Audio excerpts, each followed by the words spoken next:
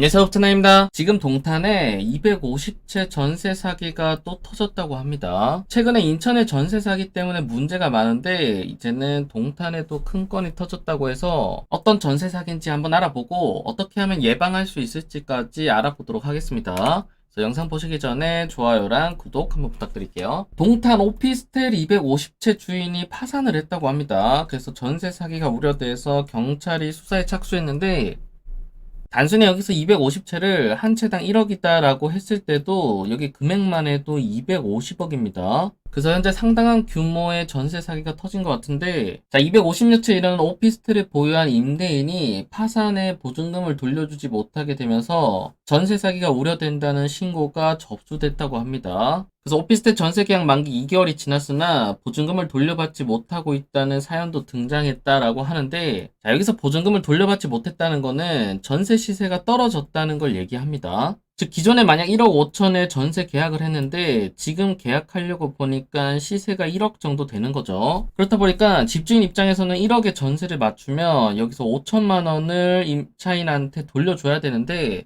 지금 현재 임차인 같은 경우는 이 돈이 없는 거죠. 자, 왜냐면 아까 말씀드렸다시피 250채를 가지고 있습니다. 근데 한 채당 1,000만 원씩만 역전세 났다라고 하더라도 지금 이 금액만 25억이에요. 그렇다 보니까 당연히 이거를 감당할 능력이 없어서 파산을 한 거죠. 그래서 임대인 부부라고 하는데, 자, 250채 오피스텔을 운영하고 있으며 전세 보증금을 반환받지 못한 피해자가 수십 명이다 그러고 소유주 대신해서 전세 계약을 진행해왔던 중개업소도 폐업했다고 합니다.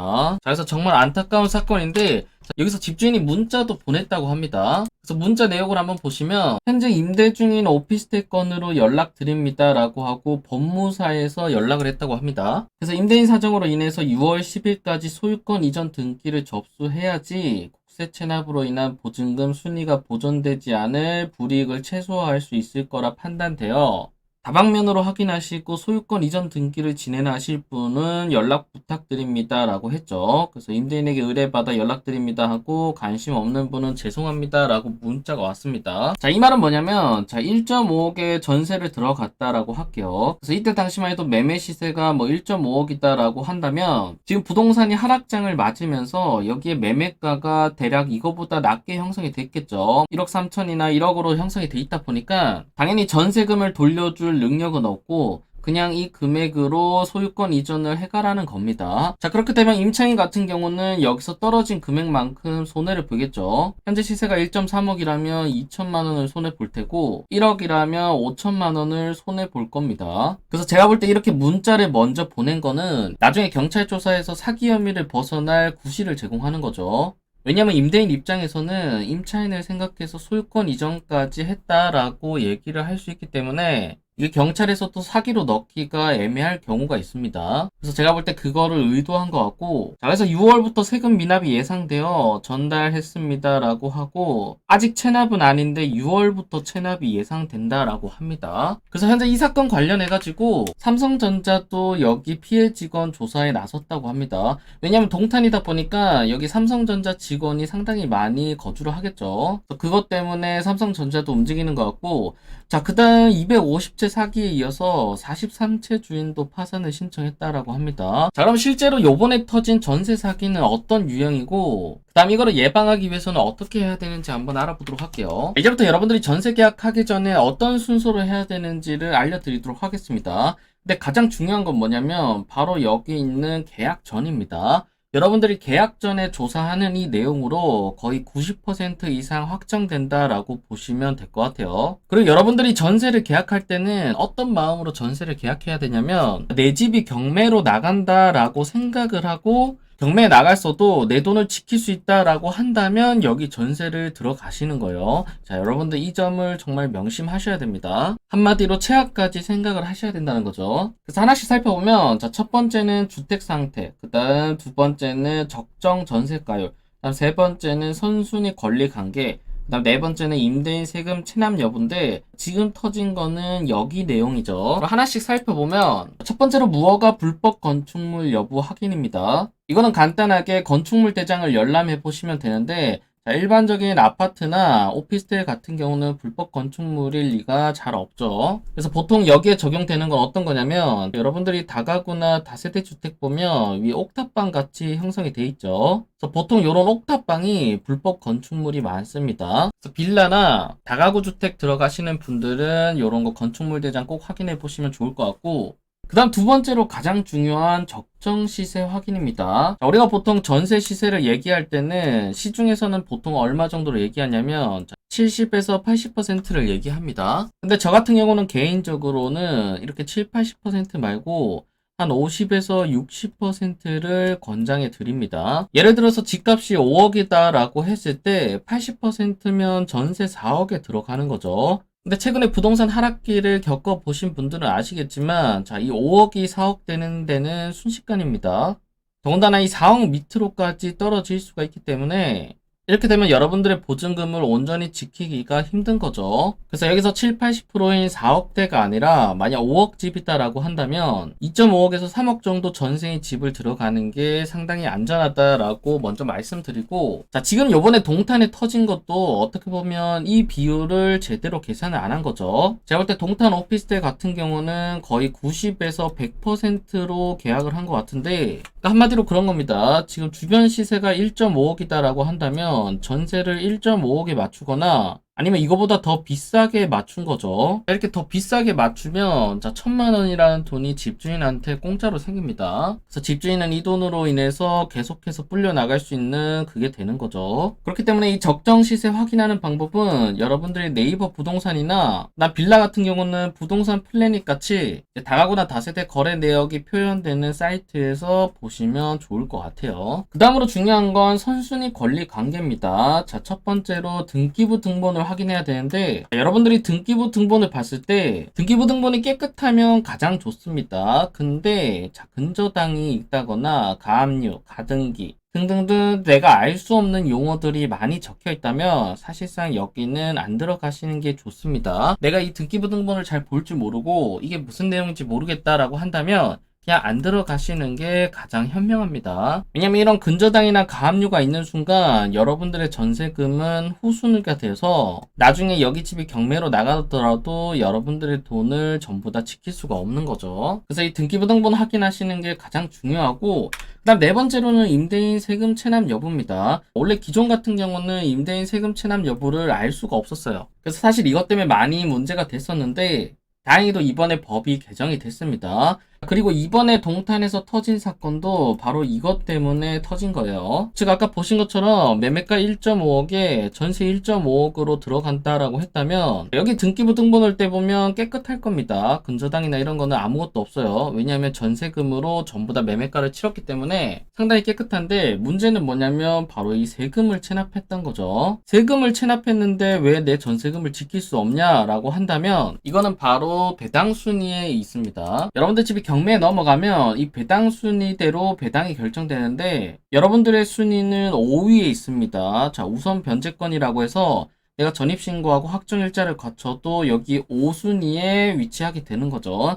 하지만 당해세는 어디에 위치하고 있냐면 자 4순위에 위치하고 있습니다. 그래서 옛날 같은 경우는 어떤 경우에라도 이 당해세가 먼저 가져가게 됐어요. 예를 들어서 1.5억 집에 1.5억 전세로 살고 있다라고 했을 때 집주인이 세금 체납을 5천만 원 정도 했어요. 근데 여기가 경매로 나가서 낙찰이 1.5억에 됐다라고 해볼게요. 그러면 이 1.5억을 내가 전부 다 받는 게 아니라 먼저 4순위인 당해세 5천만 원을 빼고 나머지 1억을 제가 받게 되는 거죠. 그래서 어떻게 보면 나는 5천만 원 손해본다 라고 보시면 될 것 같습니다. 자, 아까 보신 문자 내용도 지금 이 내용이고, 그래서 옛날 같은 경우는 이 당해세가 나중에 결정이 돼도 무조건 먼저 배당을 받았어요. 근데 다행히 또 4월부터 지금 이 법이 개정이 됐습니다. 어떤 거냐면 아까 보신 것처럼 원래 법정기일이 늦은 당해세 같은 경우는 먼저 이렇게 배당을 받았는데, 지금 바뀐 법으로는 내가 전입신고랑 확정일자를 먼저 받았다면 내가 먼저 배당을 받고 법정기일이 늦은 당해세가 후순위로 밀리는 거죠.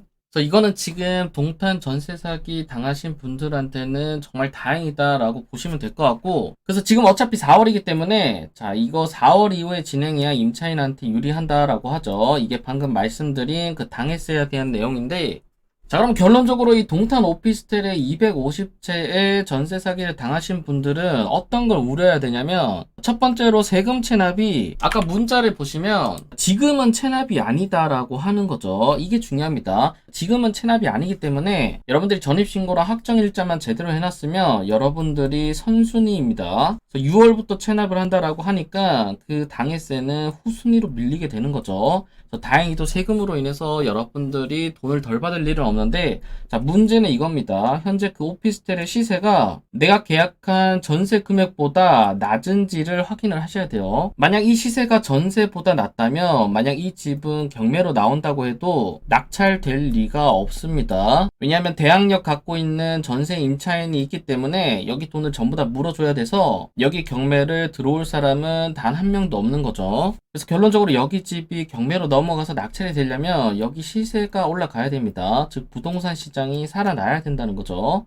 그렇기 때문에 여기 임대인이 지금 이런 결정을 한 거예요. 어차피 내가 이거를 가져갈 수도 없고 답도 없다 보니까 그냥 너 금액으로 소유권 이전을 가져가란 건 거죠. 그래서 사실상 여기 임차인 분들은 조금 안타깝긴 한데, 만약 내가 여기 오피스텔이 조금 괜찮고 시세가 나중에 올라갈 것 같다라고 한다면 그냥 여기 소유권 이전을 받아오는 것도 방법 중에 하나긴 합니다. 왜냐면 여기는 방금 말씀드렸다시피 경매에 나가봐야 낙찰되지 않고 그냥 거의 몇 년 동안 계속 이 상황이 진행될 거예요. 그래서 지금 만약 이 상황이라면 합리적으로 생각해 보시는 게 좋을 것 같습니다. 그 다음 계약 체결 시인데, 계약 체결 시에는 당연히 임대인의 신분을 확인하셔야겠죠.